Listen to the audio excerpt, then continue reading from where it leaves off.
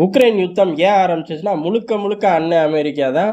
Ukraine எல்லைகள்ல Russia 1,00,000 வீரர்கள வச்சு ஒரு யுத்த பயிற்சி நடத்துது.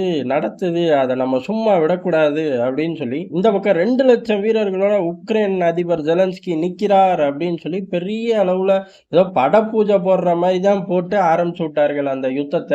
யுத்தம் இப்ப கிழிஞ்சு தொங்குது. இப்ப அமெரிக்காவோட நிலைப்பாடு என்ன அப்படிங்கிறது தான். அண்ணன் அமெரிக்கா அதே புத்திகாரன் தானே, அவன் என்னைக்கு மாறப்போறான் அப்படின்னு கேட்டா, செஞ்சது பூரா பைடன் தலைமையிலான அரசு. ட்ரம்ப் தலைமையிலான அரசு வந்தோனே அப்படியே ஆப்போசிட்ல வேலை பார்க்க ஆரம்பிச்சுட்டார்கள். பேசவும் ஆரம்பிச்சுட்டார்கள். ட்ரம்ப் ஒரு படி இறங்கி போய் மனுஷன் எப்பயுமே இறங்கி தான் அடிப்பாரு.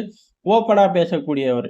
எந்த அளவுக்கு அப்டின்னா, "ஏன்டா சிரியால அமெரிக்கா நிக்குது?" அப்படின்னு சொல்லி அப்ப சிரிய அதிபரா பஷார் இருக்கும்போது கேட்டாரு, "அங்க பெட்ரோல் இருக்கு அதனால நிக்கிறோம். இது கூட உனக்கு தெரியாதா? கூமுட்ட பயலே" அப்படின்னு சொன்னவர் தான் ட்ரம்ப். இப்ப எப்படி பேசுவாரு?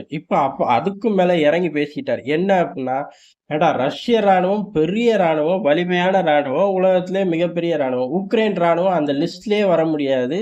கீழ வலிமை குறைந்து மட்டமான ராணுவ லிஸ்ட் போட்டா கூட நீ இருப்பியான்னு உனக்கே தெரியாது.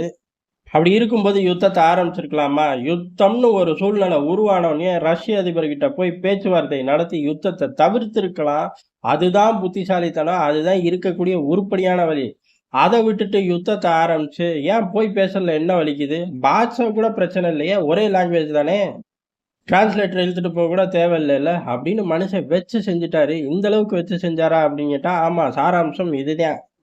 இப்பவும் ஒண்ணும் கெட்டு போல. ஒழுங்கா பேசி யுத்தத்த முடிச்சுட்டு தப்பிக்கிற வழிய பாரு அப்படின்னு சொல்லி, ஜெலன்ஸ்கிக்கு முதுகுல இல்ல, நெஞ்சிலேயே இறக்கிட்டாரு கத்திய அப்படின்னு தான் பார்க்கப்படுது.